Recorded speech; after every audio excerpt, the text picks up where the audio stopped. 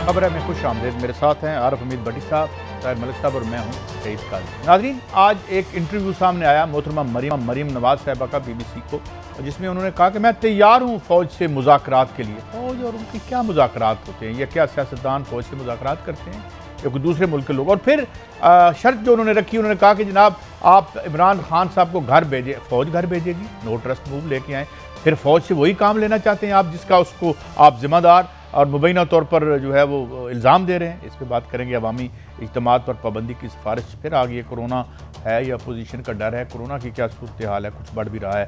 मगर साथ साथ बड़ी दिलचस्प बात है, अब वहाँ पे दो खबरें आई हैं अमेरिका से कि उसके जो हमायती हैं ट्रंप के, उन्होंने मेगा मिलियन मार्च करने का ऐलान कर दिया है। वो कहते हैं कि हम वाशिंगटन DC जाएंगे, और इस बात को कंफर्म किया है वाशिंगटन DC के मेयर ने, अकॉर्डिंग टू दी मिरर, जो गालबन एक है उनका एक टेबलॉइड है, कि जनाब हम इसके लिए तैयारी कर रहे हैं। क्या होता है, अजीब वहाँ पे सिलसिला चल निकला है। और फिर नाज़रीन, ख़ास तौर पर आज रात को आप इमरान खान साहब के प्रोग्राम में जो हमारे एंकर हैं इमरान खान साहब का ये इंटरव्यू देखेंगे, जो 2 घंटे की पर मुश्तमिल है, और उसमें बड़े होशरुबा इंकशाफात हैं, मज़ीद गिरफ्तारियों के हवाले से भी और भी बहुत कुछ। जी भट्टी साहब, अब आप फिर बात जिस काम से फ़ौज को मना करते हैं और फिर साथ ही कहते हैं कि वो काम आप हमारे लिए कर दें। बिस्मिल्लाहिर्रहमानिर्रहीम। एक तो मोहतरम काजी साहब, आप इस खबर को वेट दे रहे हैं, आपका राइट है। मरियम साहबा कौन है? एक सियासी जमात की वाइस प्रेसिडेंट। मुज़ाकरात की दावत क्या है? सजा याफ्ता मोहतरमा, बेल हुई। ये किस कैपेसिटी में एहसान कौम पर कर रही है कि मैं फ़ौज से मुज़ाकरत करने के लिए तैयार हूँ? किस कैपेसिटी में? और फ़ौज इनसे क्यों मुज़ाकरत करे, उसकी रीज़न मुझे बता दें। मोहतरमा किसी पार्टी की सरबराह भी नहीं, इस मुल्क की प्राइम मिनिस्टर भी नहीं रही, इस मुल्क के किसी ओहदे पे भी नहीं रही, कभी उन्होंने इलेक्शन भी नहीं लड़ा। किस कैपेसिटी में ये फ़ौज में इतना बड़ा एहसान कर रही हैं कि मैं मुज़ाकरात के लिए तैयार हूँ? और दूसरा, मैं हैरान हूँ, हमारी पॉलिटिशियन पर काबिल एहतराम है, काबिल इज़्ज़त हैं, कहती है पहले इमरान खान को घर भेजिए। वो कैसे भेजें? ये फ़ौज को क्या मैसेज दे रही है कि खुदा ना खास्ता फौज इनके घर के तो नहीं कोई इंप्लाई कि शहीदे नूं बाहर कढ़ते फिर मैं तेनू मिलांगी। व्हाट इज दिस यार? वैसे भी ये गैर आईनी मुतालबा नहीं है कि आप फौज कैसे निकालेंगे? मुझे यही तो मुझे अर्ज कर लेने दे। फौज ये किस कैपेसिटी पे कह रही है ये इमरान खान को घर भेजे? उसका 2 तरीके हैं, एक वो खुद रिजाइन दे, उसके खिलाफ अदम एतमाद लाए। फौज उनको कैसे भेज सकती है? इनके अंदर आज भी ज़ियाउल हक की रूह है, आज भी ज़ियाउल हक की रूह है कि भट्टो को फांसी दो, फिर हमें वज़ीर आज़म बनाओ, हमें वज़ीर आला बनाओ। मुझे बताएं, ये फौज को पे एहसान कर रही हैं अपनी तरफ से। मैं मुज़ाकरात के लिए तैयार हूँ, BBC गैर मुल्की आप दे रही हैं, लेकिन पहले इमरान खान को घर भेजें। भाई एस्टैब्लिशमेंट उसको कैसे भेजेगी? एक तरफ कहते हैं एस्टैब्लिशमेंट इंटरफेरेंस करती है, इलेक्शन नहीं ठीक होने दे रही, दूसरी तरफ उन पे मेहरबानी करके मुलाकात करना चाह रही है। वो पहले ये तो सोचो, वो तुमसे मिलना भी चाहते हैं कि नहीं, और क्यों मिले? और चलो मिलती भी हो तो मेरी मोहतरम बहन, मेरी लीडर, किस कैपेसिटी पे वो इमरान खान को घर भेजे? मुझे काजी साहब ये बता दें, ये आईनी है या गैर आईनी मुतालबा है मोहतरमा का? कैसे होगा मलिक साहब? अब मेरा ख्याल है ये पॉलिटिकल स्टेटमेंट है, क्योंकि आपकी बड़ी एक प्रिंसिपल बात आपने की कि ये गैर आईनी मुतालबा, इसकी कोई सेंस नहीं बढ़ती। भट्टी साहब ने भी सही कहा, आपने भी कहा, मगर मुझे जो खबर भी आज मिली है वो बेसिकली ये एक पॉलिटिकल। पहले आप मुझे बताएं पॉलिटिकल स्टेटमेंट क्या होती है? पॉलिटिकल स्टेटमेंट ये है कि आपके कल परसों इलेक्शन हो रहे हैं, आप पे एक दबाव है कि आप बड़े एंटी आर्मी हैं, आप जर्नैलों के नाम लेते हैं, आप उनके इस्तीफे मांगते हैं। लोगों के अंदर कई लोगों को ये चीज़ पसंद नहीं, बल्कि बहुत बड़ी उनको डर है कि कहीं इलेक्शन में हम वोटर हमारा ना भाग जाए। ये एक पॉलिटिकल स्टंट है उनका, और इसलिए इसकी टाइमिंग आप देखें, 2 दिन पहले ये स्टेटमेंट ये इस बात भी वो बिलीव नहीं कर रही, ये पॉलिटिकल एक मूव है। और मैं आज आपको थोड़ी सी खबर भी दे दूँ आपको। 11 बजे मैंने जिस तरह आपको बताया, मियाँ साहब ना 11 बजे अपने हसन के बेटे के ना दफ्तर में चले जाते हैं, वहाँ पर वो अपना दरबार लगाते हैं, वीडियो सारा कुछ। वहाँ पे उन्होंने अपने लोगों से कहा भी है कि हमने ये जो स्टेटमेंट मैंने दिलवाई है, मैंने ये डायरेक्शन दी है कि ये यहाँ से सॉफ्ट इमेज भी लेके आओ फौज के खिलाफ, क्योंकि हम पे बड़ा दबाव आ रहा है कि हम बड़े एंटी आर्मी हैं। तो उन्होंने एक पॉलिटिकल स्टेटमेंट दिया सिंपली। बट साहब, मैं मिसाल के तौर पर अगर आपका भतीजा हूँ और मैं कहीं नहीं मैंने तो ये खिलौना खरीदना है, मैंने ला के दो। शहबाज शरीफ को कमज़ोर कह रही हैं, जिस आदमी ने तकरीबन 15 और 20 35-38 साल इलेक्शन सियासत में गुजार लिए। शहबाज शरीफ ने कैंसर करवा लिया, इसमें सर्वाइवल करते हुए इस जमात को बनाया। वो कह रही है वो कमजोर है, सीरियस केस में करवा लियो, वो मैटर नहीं करते। और दूसरा मलक साहब फरमाते हैं पॉलिटिकल स्टेटमेंट गैर ही नहीं होनी चाहिए। मुझे बता दें ये पॉलिटिकल स्टेटमेंट कैसे है कि मैं फौज पे मेहरबानी करूंगी। ओ भाई, फौज का आर्मी चीफ आपने को मजाक समझ ली है? वो किसी खुद इदारे का, को किसी का PA नहीं, 8 लाख फौज का कमांडर। ये क्या वो आपके उधर बैठा दरवाजे के आगे के मुझे मिलो? और दूसरा उससे ये मुतालबा करना कि पहले इमरान को घर भेजो, ये मुतालबा ही गैर आईनी है, गैर कानूनी है। ये तो PTI वाले सोते रहते हैं, मुझे समझ नहीं आती इनसे क्या है। वो तो एक किस्म की मेरी नज़र में मार्शल लगवाना चाह रहे हैं। अगर वो घर भेजते हैं, फौज के पास एक ही तरीका होता है, बाकी सब गैर आईनी है, मार्शल लगाना। नहीं, मेरे आके ला दें तो फिर ठीक है। ये आपका मतलब है पॉलिटिकल स्टेटमेंट में मार्शल लगवाने का दावा करना सियासतदान नहीं है। वो तो जिस तरह भट्टी साहब कह रहे हैं, मेरा ख्याल उनका नैरेटिव आप नहीं समझ रहे। नवाज शरीफ ने तो कभी कहा ही नहीं कि ये कानूनी तौर पे आए, ये फेयर इलेक्शन से आए। तो आइन में तो आप मानते नहीं, आप तो समझते हैं कि नवाज शरीफ ये पार्टी का मौक़िफ़ है ना उनका कि इमरान खान साहब धांधली की पैदावार है, ये ताकतवर हल्के ले गए हैं, तो फिर गैर आईनी एक सवाल ज़िमनन सवाल वो आईनी ज़िमनन सवाल, नून लीग और MQM कौन सी एजेंसी के दफ्तर में बनी थी? वो सबको पता, आपको सबको पता है। फिर नाराज क्यों होते हैं? तो आपके अपने जन्म के रिश्ते हैं। काई साहब एक फिक्र है मेरा, काई साहब आपकी जो बात है ना, सच्ची बात है, पंजाबी कहते सोगनों की लड़ाई, ये सोगना की लड़ाई है, साड़ी वाली की लड़ाई। काई साहब मेरी गुजारिश है, आपने नोट नहीं किया मोहतरमा ने जो फरमाया, पाकिस्तान की एजेंसियों को दागदार करने की नाकाम कोशिश की। इन्होंने पेप्सी की एजेंसी नहीं की बात की, कोका कोला की नहीं की, जो पेट्रोल की गली मोहल्ले में एजेंसी होती हैं वो नहीं की, गौर में कोला की एजेंसी की नहीं की। आप अदारों को टारगेट कर रहे हैं कि हमारी एजेंसियां मुल्क को कमज़ोर करें से तोड़ें।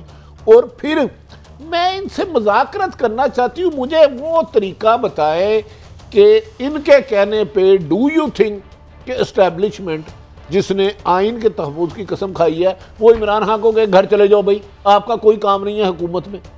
यार ये क्या इत्तेफाक फाउंड्री का मुलाज़म नहीं है कोई, शांगा मांगा का इतना तजर्बा है काजी साहब, ये जाती उमरा का मुलाज़म कोई नहीं है कि ओए इसको बाहर निकाल दो, आज से ये मैं इसकी शक्ल नहीं देखना चाहता, सीधे तुम इधर आके खड़े हो जाओ। देखिए मुल्क में एक आइन बना है 1973 का, भट्टो ने आपको आइन दिया, उसके तहत आप इतने बड़े ओहदे पे जाकर इस तरह गैर जिम्मेदाराना गुफ्तगू करना मुनासिब नहीं है, ये सियासतदानों के लिए मुनासिब नहीं है। हाँ वो पीपल्स पार्टी करे, बड़ा होता तो अभी तक टेक्निकली शहबाज शरीफ साहब के पास है, ये तो वाइस प्रेसिडेंट उन्होंने तो उसको मट्टी कर दिया। उन्होंने कहा उसका बयानिया तो कमजोरी की निशानी है। उन्होंने तो शहबाज शरीफ, हमजा शहबाज की 38 साल की जद्दोजहद को आज जीरो कर दिया है। मेरे ख्याल में शहबाज शरीफ को तो रिजाइन दे देना चाहिए भाई, मेरी नाइब सदर। अच्छा भट्टी साहब, कोई खिड़की तोड़ हफ्तों का की तरफ भी इशारा किया, कोई और भी वीडियोस रिलीज होने वाली हैं, तो प्राइम मिनिस्टर भी तो एक ही बंदा होता है भट्टी साहब? 2 या 3 लोग होते हैं, जरा बात गौर करे। कुछ लोग हाजिर सरवस है जिनकी वीडियो मौजूद है, 2 या 3 लोग। ये नहीं होता कि मेरा बाप वज़ीर आज़म था, मैं बिगड़ी औलाद थी और मुझे वो वज़ीर आज़म बना दे। आर्मी का एक तरीका है, सेकंड लेफ्टिनेंट भर्ती होता है पहले दिन, वो जर्नैल का बेटा हो, सिपाही का हो, हवालदार का हो, उस पाइपलाइन से निकल के ज़िंदगी के 35-40 साल हर दिन इम्तिहान के बाद और दर्जनों दफ़ा मौत को सामने देखने के बाद वो एक शख्स बनता है। वो शख्स ऐसे नहीं बनता कि मलक ताहिर का बेटा है तो वज़ीर आज़म है, आरिफ हमीद भट्टी का बेटा है वज़ीर आज़म है, काजी सईद का बेटा है तो चीफ जस्टिस है। यार ये किस तरह दारों को, इन्हें पता नहीं कि मेरा ख्याल है मेरी बहन मोहतरम मरियम नवाज साहबा को फौज के काम का नहीं पता। दुनिया में कोई ऐसा जर्नैल ब्रिगेडियर नहीं जिसने 10-10 दफ़ा मौत को। कल मेरे पास एक साहब आए थे आर्मी के, उन्होंने कहा कि मैं कभी जा रहा था तो 3 टैंक थे, एक का टैंक उधर फट गया तो 3 अफसर उसी वक्त शहीद हो गए सेकंडों में, और वो बंदा इत्तफाकन बच गया। तो ये कह रही हैं 2-3 बंदे, क्या 2-3 बंदे बाहर सब्जी वाले किसी जाके लेबर अड्डे से उठा के लाते हैं मजदूर? क्यों दारों को, वैसे अदारों को भी अब चाहिए थोड़ा सा अपना रोल अदा करना। माफी चाहता हूँ, इतनी कमजोरी भी अच्छी नहीं होती कि आप पर कोई सड़क दौड़े। भट्टी साहब यहाँ तक वीडियो है, सीधी सीधी ये पॉलिटिकल गेम है, प्रेशर टैक्टिक्स है, और आपको पता है वो नाम शाम तो मार्केट में चल रहे हैं, किनके नाम नहीं है। मैं तो आपको बता दूं जो मुझे समझ आ रही है, कहा ये गया कि यार तुसी बीबी मरियम नु फड़ोगे तो मैं उसे केस चलाना लंदन, ये उन्होंने ये कहा नवाज शरीफ को दोनों तरफ से चल जाए, दोनों तरफ से चल जाए तो अच्छा है। मैं माफी चाहता हूं, उन्होंने ये कहा है आके मेरे साथ मुलाकात करो, जाती उम्रों के भलाइयों, और मेरे वालिद को बाइज्जत पाकिस्तान लाओ, इमरान खान को घर भेजो, नहीं तो मैं वीडियो चला दूंगी। आप अल्लाह का वास्ता एक दफा वीडियो चला ही दे, अल्लाह का वास्ता चला दे। इस कश्मो कश में साल गुजर गया है, एड़ा सप कटना पाई, 2 साल गुजर गए हैं। आप क्या इस कौम को स्ट्रेस दे रहे हैं? पानी साफ आप 30 साल हुकूमत में नहीं दे सके, तालीम नहीं दे सके, इंसाफ नहीं दे सके, रोजगार नहीं दे सके, और एंड पे क्या दे रहे हैं? वो वीडियो जो आप दिखाना भी नहीं चाहती, और वो वीडियो भी आपके बकौल गलीज है, मैं पसंद भी नहीं करती। किस चीजों पे ब्लैकमेल हो रहे हैं? अब गलीज वीडियो अलग से अपन हमारे अदारों को अब कोई रोल अदा करना चाहिए। वैसे मलिक साहब मैं एक बात कर दूं, ये शाही किले में जब था तो यहाँ वही फैसिलिटी कैमरों की नहीं थी शायद, या थी वहाँ भी? भाई साहब आप जब कराची में भी वाक़ होता आप लोग ये कहते थे कि ये प्रोपेगेंडा हो रहा है, बाद में आपको पता चल गया जो हुआ। मैं जो असल पॉइंट कहना चाह रहा हूँ कि आपको मैंने कल भी एक छोटी सी गुजारिश की थी कि इसकी एक और डायमेंशन है, इस्टेब्लिशमेंट भी पाकिस्तान है ना। आप मुझे बताएं आपकी जो इकोनॉमिक सिचुएशन है, इस पॉलिटिकल गन से आप निकल सकते हैं? जब तक पॉलिटिकली आप स्टेबल नहीं होंगे, कोई इकोनॉमी पे एक लफ्ज बोला नहीं, वो ना बोले, मैं मरियम की बात नहीं कर रहा। शैडो बजट दिया, भाई साहब मेरी बात सुने, मैं मरियम की बात नहीं कर रहा। यहाँ पे कुछ लोग ऐसे भी दिमाग वाले हैं, जो इस ताकतवर लोग हैं, वो समझ रहे हैं कि सारे लोग बैठे हैं तो किसी तरह इस मुल्क में पॉलिटिकल स्टेबिलिटी लाएं, कि सारे इस तरह नहीं, सारे टीटियां खोलो। टूटियां आप यार क्या कर रहे हैं यार? 2 साल तो 27-25 अरब रुपए का केस खुल गया। काजी साहब स्टेटमेंट ये है कि पॉलिटिकल इंस्टेबिलिटी से आप इकोनॉमिकली नहीं निकल सकते पाकिस्तान। आप यार कैसा तो जान छुड़ानी नहीं निकल सकते, मैंने बाहर भेजो ना सवाल। काजी साहब बड़ा मुल्क की मैशत का दर्द है। किसी भी बहू बहन बेटी को नजायज नहीं पकड़ा जाना चाहिए, ना किसी भी इंसान को। ये जुल्म है किसी के ना हक नहीं, ये मैशत की वजह से बाहर निकले हुए हैं। मेरी अर्ज तो सुन लेना, नहीं पकड़ा जाना चाहिए। एक तो मैं आपको यकीन से कहता हूँ, मेरी इतलात के मुताबिक, मेरी हो सकता है वो ठीक कह रही हैं, बाथरूमों में कैमरे नहीं होते, ये झूठ है, लेकिन वो कह रही हैं तो हो सकता है उनके पास सबूत हो। हाँ, नैब के होते हैं कैमरे। जब इनके वालिद साहब भी लोगों को गिरफ्तार करते थे, उनकी भी फुटेज बनाते थे, आसफ अली जरदारी की जब जुबान काटी गई थी ना, ये ना बताइएगा कैसे कटी थी? यार मैं बताऊं किस किस लीडर के साथ क्या हुआ, इन्होंने किस किस जंग अखबार 98 में मोहतरम नवाज शरीफ साहब ने बंद कराया था, फॉर यूर काइंड इन्फॉर्मेशन। याद है, उसका कागज बंद करवा दिया था। अच्छा, और दूसरी बात ये फरमा रही हैं, मैं बस रहने दें यार, मेरे ख्याल में इन्हें चाहिए कि अदारों के लिए अपना भट्टी साहब ये तो माने ना, कैमरे तो लगते हैं ना हमारे यहाँ पे। बाथरूमों में कह रहा हूँ, मेरी इन्फॉर्मेशन नहीं लग रहे, आपकी होगी लग रहे। मैं इन्फॉर्मेशन नहीं, हमारे इस मुल्क के सिस्टम को आप भी समझते हैं यार। यहाँ करती हैं, कह रहा हूँ मेरे मुताबिक बाथरूमों में नहीं होते। ये पता नहीं किसको टारगेट कर रही हैं, इनके अंदर है क्या? एक दफा मोहतरमा अगर मुनासिब समझे, नूली एक दो अंदर इनके अंदर राज है, बुग़्ज़ है, जिसके भी खिलाफ है, एक दफा खुल के कह दे, ताकि ये आ जाए। दूसरा, जो गरीबों की बात है, इकानमी लगे हैं। मेरी इस बहन ने एक रिंग पहना हुआ है, उसकी कीमत 50 लाख से ज्यादा है। अब फिर मुझसे मैं थोड़ा सा, अच्छा भट्टी साहब, रिंग और ये जो सामने थे ना, उनमें से 90% लोगों की इनकम जिस जलसे में ये तकरीर करती हैं 20,000 नहीं होगी, तो इनके हाथों के रिंग। आप मुझे बताते हैं इकॉनमी ठीक है, इनकी इकॉनमी को क्या फर्क पड़ा? इमरान खान साहब कितने बड़े जहाज में रहते हैं, बिलावल भुट्टो किस घर में रहता है, नवाज शरीफ साहब जाती उम्रा में रहते हैं, इनकी इकॉनमी कब हुई है? आप हाँ करें, हमारी आपकी कैमरा मैन बात कर रहा हूं, मैं इनकी, आप इनकी बात करें। भट्टी साहब सफर तो पाकिस्तानी आम बंदा कर रहे हैं, नहीं तो फिर ये किस बात की ये लड़ाई जो तमाशा लगाया है आम आदमी को देखे ना, क्या हो रहा है उसके साथ? आप अगर मुतालबा कर दें कि मोहतरमा आपके पास गलीज फिल्में हैं या जो रात एक दफा कर दें, एक मुल्क जो है तो खुलवा दो, है पॉलिटिकल कहानी है सारी, आप सारी बातें समझते हैं, पॉलिटिकल कहानियां नहीं है, कवर अप है। और अब पनामा से अकामा के अलावा कुछ माल भी निकला था भट्टी साहब। मैं फिर मेरे पास तो एक फ्लैट भी और फ्लैट इनका वो कागज निकाल के ले आते सब। मेरे लिए तो मुस्लिम लीग नून समेत हर पॉलिटिशियन काबिल एहतराम है। बताऊं फिर डॉन लीग का बेनिफिशरी कौन था? मोहतरमा को शायद खुद पता है, सुबह जरूर आईना देखें। और कौन गया था, किसके पास गया था कि एक नाम निकाल दे। कौन गया था? उसी एस्टेब्लिशमेंट जिसको बुरा भला कहते हैं, किसके पास कौन गया था, कितने बजे गया था, किस जगह गया था पिंडी में, उसका नाम भी बता दें। वो ये तो सबसे ज्यादा इनको पता है मोहतरमा को। डॉन लीग में एक नाम ड्रॉप करवाया गया स्पेशली।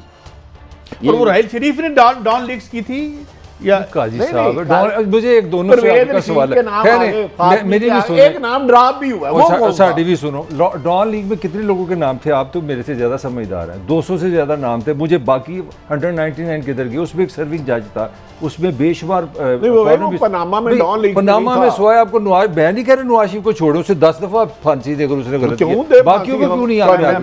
पनामा जो आपकी जो पनामा की मैं केस की बात कर रहा हूँ, उसमें 200 से ज्यादा लोगों के नाम 400 थे, 200 नहीं थे, 400 थे। सुने, आप बताएं मुझे। प्रॉब्लम ये है कि जो पॉलिटिकल ऑफिस होल्डर है और जो प्राइम मिनिस्टर है वो एक बिजनेसमैन है, उसको आप 1992 के एक्ट के तहत तो पूछ भी नहीं सकते, जो इन्होंने बनाया हुआ था। जब आता है नैब का लॉ बनता है, तो नैब के लॉ में स्पेसिफाई कर दिया जाता है कि अगर आप पॉलिटिकल ऑफिस होल्डर्स हैं तो आपके जो डिपेंडेंट हैं, एक की उम्र 16 साल, एक की उम्र 18 साल, अरबों रुपए के है, और हम 400 में से किसी पे लागू नहीं हुआ। यार मुझे ये बताएं, यहाँ 5-26 बंदे कत्ल करते हैं, मैं पकड़ा जाता हूँ, मैं की कहूँ ओ इन्होंने पहले गलत है, नवाज शरीफ गलत है, मैं तो उसको डिफेंड नहीं कर रहा। मैं तो ये साबित कर रहा हूँ कि आपने पनामा को भी बायसली इस्तेमाल किया, सब बोल रहे हैं। मुझे याद है जज का नाम आया था, आप साहिब इल्म है। चलो मैं तो डॉन लीग में एक को फेवर मिली थी, एक को फेवर दी भी रही शरीफ। आपसे मैंने एक दफा सीखा अक्रॉस द बोर्ड आप पनामा को पकड़े हैं। मुझे मेरा आपसे ये मैं कह रहा हूं क्रॉस द बोर्ड कभी इत्तेसाब हुआ है ना हो रहा है, मैं तो मान रहा हूं। मेरा ये कभी आपको बड़ी साहब वो तो अक्रॉस द बोर्ड यही, जिस तरह अदाकार ना एक जगह पे पकड़े थे कहीं बाजार में, तो उन्होंने कहा यार जो उन्होंने फड़ो जिन्हें कुछ नहीं किया सानू छड़ दो। ब्रेक के बाद हाजिर होते हैं। Welcome back. बड़ी साहब, एक तो ये है कि बड़े आज शिद्दत से लोग इंतजार भी कर रहे होंगे क्योंकि इमरान खान साहब हमारे एंकर जो हैं वो बड़े बिलाग तबसरे और बड़े सख्त सवाल करने के हवाले से जाने जाते हैं, लेकिन वो इमरान खान साहब ने कुछ कहा है तो वो ज़रा थोड़ा सा सुनाते हैं आपको, तो फिर उस पर आपसे बात। ये जो अब हमने FIA और एंटी करप्शन के जरिए जो इन्वेस्टिगेशंस करवाई, आपका ज़हन घूम जाएगा जो जो चीज़ें मिल रही हैं। अरबों, ये जो मैं आपकी बता, अभी आप देखेंगे पकड़ दकड़ होगी। ये जो सारे शोर मचा रहे हैं ना, ये जेब कुतरे इकट्ठे होके, इनको पता चल गया कि हम पहुंच क्या करने। जी बड़ी साहब, देखिए वज़ीर आज़म इमरान खान साहब ने कहा कि FIA और एंटी करप्शन, मैं इस डिटेल पे इन दोनों अदारों को मैंने 20 साल कवर किया। अगर वाकई ही सबूत मिल गए हैं तो अब तक लोग रेस्ट हो जाने चाहिए। अब ये कर देंगे, पकड़ लेंगे, छोड़ देंगे, ऐसे नहीं होना चाहिए। जिसने मुल्की खजाना लूटा, लेकिन हो क्रॉस दी बोर्ड, में इसमें मलक साहब को सेकंड करता हूँ। सेलेक्टेड एहतसाब हमेशा कहते हैं क्रॉस दी बोर्ड में पहले उसको पकड़े फिर मेरे नहीं, मैं कह रहा हूँ वो खुद कह रहे हैं कि जी रात आ चुकी है सामने। भाई अगर आ चुके हैं, क्या आप चाहते हैं कि वो मुल्क से भाग जाए? मैं वज़ीर आज़म साहब से गुजारिश, हमारी उन्होंने बात तो कहाँ सुननी, लेकिन फौरी तौर पे ऐसे लोगों को गिरफ्तार करें, लेकिन करें क्रॉस दी बोर्ड। आज भी जो हो रहा है, फिर मैं तो चाह रहा हूँ कुछ गिरफ्तारियाँ करें, फिर मैं बताऊँ लाहौर में कब्ज़ा ग्रुप इस दफ़ा कितनी सेहतमंद तरीके से आगे जा रहा है, माशाल्लाह तरक्की कर रहा है। मकसद आपको क्या लगता है गिरफ्तारियों में? काजी साहब 22 साल आपने कहा था एहतसाब करूँगा, लूटा हुआ मार लूँगा। 2.5 साल के बाद सुप्रीम कोर्ट ने कहा कि 120 अदालतें हुए एहतसाब के लगाओ। आपने नहीं कहा, सुप्रीम कोर्ट का आर्डर आया। 2.5 साल तो आप सोए रहे हैं। और ये मेरा हाल अपने हमारे वज़ीर आज़म साहब की 100 दफ़ा मैं सुन चुका हूँ कि आने वाले दिनों में ये हो जाएगा, अब फलाने सबूत आ गए, हमें एक्शन चाहिए, हमें गुफ्तगू नहीं चाहिए। सिंपली सी बात आप कर रहे हैं। मगर जो आपने NRO देना होता है वो देते हैं। जगीर तरीन साहब किस तरह गए थे, किस तरह आए थे, ये मुझे नहीं अभी तक समझ आई। पहले आप अपना परवेज़ इलाही को डाकू कहते हैं, बाद में आप उसकी हुकूमत में शामिल कर लेते हैं, तो ये NRO नहीं है, आप भी NRO दे रहे हैं। मेरी तो समझ से बाहर है ये कौन सा अच्छा, ये अब दूसरा भी इशू एक और आ रहा है कि इस्लामाबाद हाई कोर्ट में भी उन्होंने प्ली ली है कि जी ये शादी घर जो बंद कर दिए गए हैं, तो उस पर इस्लामाबाद हाई कोर्ट ने पूछा है कि हुकूमत ने शादी की इंडोर तकारीब पर पाबंदी लगाई और ख़ुद जलसे कर रही है, और अगर किसी शादी में कोरोना फैल जाए तो अदालत इसकी जिम्मेदारी नहीं ले सकती। हुकूमत से ये ज़रूर पूछ लेते हैं कि जो मार्कीज़ के साथ इम्तियाजी सलूक क्यों किया जा रहा है, वजाहत की जाए। हुकूमत का दौरा म्यार क्यों? बड़ी साहब ये कोरोना तो है ही, तो लेकिन इनको तो नहीं लग रहा जुलूस हो रहे हैं? अच्छा मेरी अर्ज़ करे, मोहतरमा मरियम नवाज साहबा रोज़ाना इंतखाबी मुहिम चला रही, हज़ारों लोग होते हैं, बिलावल साहब चला रहे हैं, PTI खुद चला रही है, और काबिल एहतराम वज़ीर आज़म साहब ने हाफिज़ाबाद भी किया। क्या वो कोरोना को इन्होंने इजाज़त नहीं दी अंदर आने की? शादी घर जिनसे लाखों लोग रोज़गार वाबस्ता है, 1 2 3 4 नहीं, एक शादी में टेंट लगने हैं, कुक आना है, सफाई करने वाला आना है, फर्नीचर ने आना है, लाइट वाले ने आना है, स्टेज बनाने वाले ने आना है, लाखों लोगों को बेरोजगार कर रहे हो, तो बेमकसद जलसे कर रहे हो। उन जलसों में क्या कोरोना का दाखिला ममनू लिख दिया आपने? मुझे बता देना, आप कह रहे हैं कि लॉकडाउन नहीं करना, आप हाँ SOP सख्त कर दें, तादाद महदूद कर दें, लेकिन सबसे पहले जिन्होंने जलसे किए उनके खिलाफ भी कार्रवाई करें। क्या हाई कोर्ट ही ये फैसला कर सकती थी कि भाई किस मुंह से आप जलसे कर रहे हो, लोगों की कह रहे हो कि शादियाँ ना करो?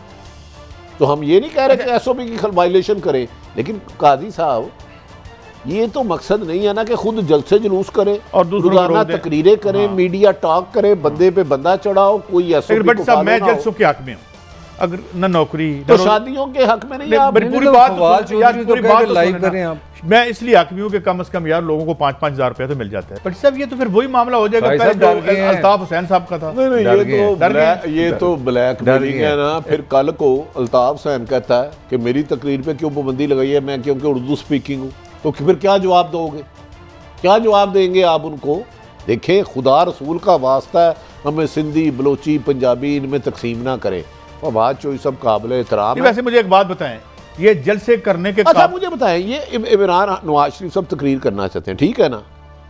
इसका मतलब है अल्हम्दुलिल्लाह सेहतमंद है, अल्लाह उनको और सेहत दे, तो पाकिस्तान आके अदालतें इन्हें बरी कर दें, क्लियर और 100 दफ़ा सियासत करें, उनका इतना ही हक है जितना बाकी जमातों का। मासूम नहीं है मियां साहब। अच्छा आयशा बख्श हमारे साथ लाइन पे हैं और वो गिलगित बिल्तिस्तान से बराह रास्त हमारे साथ हैं। Come to the show. Ayesha, आप मुझे सुन पा रही हैं? बहुत शुक्रिया साहब, बिल्कुल सुन रही हूँ, आप सबको सुन रही हूँ।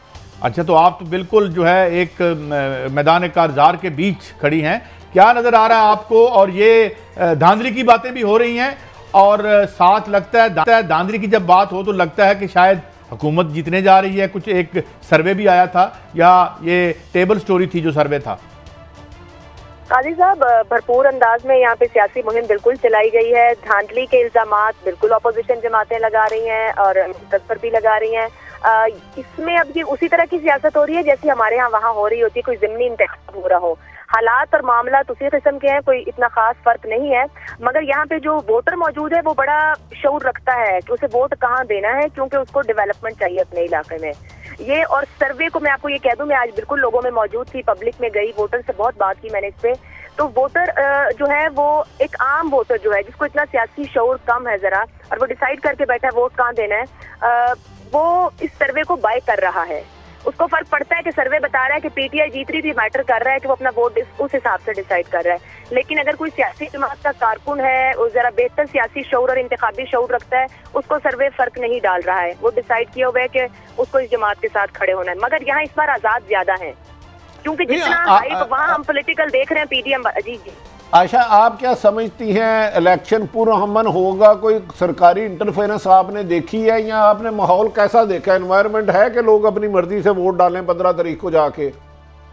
सर भट्टी साहब, वोट बिल्कुल लोग अपनी मर्जी से और अपने हिसाब से डालेंगे। वोटर उस तरह से उतना मुतासिर नहीं होगा, लेकिन किसी हद तक जाहिर बात है विफाकी वुज़रा आ रहे हैं, जब इसके अनाउंसमेंट किए जाएंगे कि आप वोट डालें तो हम आपको फंड देंगे, जितनी परसेंटेज से आप जिताएंगे, या कुछ ऐसे छोटे मोटे इल्जामात भी मौजूद हैं कि यहाँ पर ये पहुंचाया गया या वो दिया गया। सो जब हम इसके ऊपर लोगों से आप बात करते हैं तो लोग फिर माजी के हवाले देते हैं कि 2009 में पीपल्स पार्टी ने क्या किया, या 2015 में उनकी जमात नून लीग की क्या कुछ कर रही थी। तो इसलिए मैंने कहा मुमासलत है, जब किसी हल्के में इंतखाब हो रहा है तो वहाँ पर अगर कोई अच्छा, आपको मैं इधर रोकूंगा। आपने सुना है मोहतरमा मरियम नवाज साहबा का आज इंटरव्यू किया, आज कोई उन्होंने खास बात की क्या? वो इलेक्शन इससे मुतमिन है कि इलेक्शन फेल होने जा रहे हैं? भट्टी साहब, धांधली का इल्जाम बिलावल भुट्टो भी लगा रहे हैं और मरियम नवाज भी लगा रही हैं, और आज उन्होंने गुफ्तगू में भी वो अपनी उस बात पे कायम है कि यहाँ पर इंतखाब के साथ किया जा रहा है। ये इंटरव्यू आप लोग कल शाम देख सकेंगे। मरियम नवाज अपनी उसी पिच के साथ मौजूद है जिसमें वो अब तक गुफ्तगू बातचीत कर रही है। कॉन्फिडेंट है कि ये हुकूमत सेनेट इंतखाब से पहले नहीं होगी और मामला बहुत मुख्तलिफ होंगे। मरियम नवाज कॉन्फिडेंट है। मैंने उनसे पूछा सेनेट को लेकर, कहा उसका मौका ही नहीं आएगा, जरूरत ही नहीं पड़ेगी, उससे पहले ही मामला तय हो जाएंगे। अच्छा आयशा, ये बताएं कि वो अब एक और इंटरव्यू जो ऑन एयर हो चुका है किसी और चैनल पे, वो तो एक मुज़ाकरात की दावत भी दे रही हैं।